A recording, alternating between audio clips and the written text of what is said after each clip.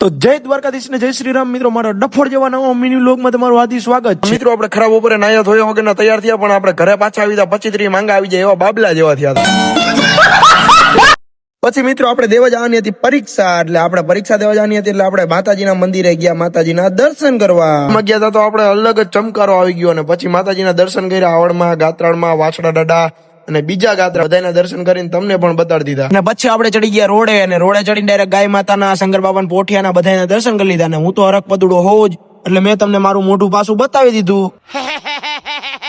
ત્યાં ભેગા થઈ ગયા આપણા બકરા, અને આપણે જ્યાં પોગવાનો તો અહીંયા પોગી તો ગયા, પણ અહીંયા કીડિયારું ઉભરાણું એમ મારા જેવા બધા બક્ષા જ ભેગા થયા હો અહીંયા તો।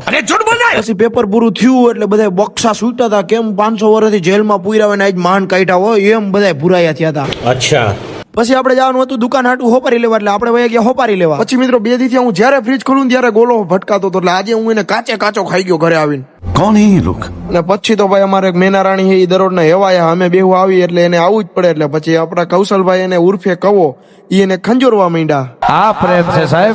અષાઢી બીજ આવી એટલે માતાજીના જૂના વાઘા કાઢી નવા વાઘા પહેરાવાના હતા, એટલે માતાજીને આપણે મૂર્તિ સાફ કરી નાખી। અને હાઈન પડીને એક ભાઈ ને હુરાતન સાઈડ હોય કે સા નો કઈક મેળ કરો, એટલે પછી હું ઘરે હટાહટ સા બનાવવા ગયો। ગામમાં તો બધું બંધ હતું, અને આ તો એવો હબડકા ભરતો હતો ને, કેમ કોઈ દી એને ચા જોઈ જ ન હોય।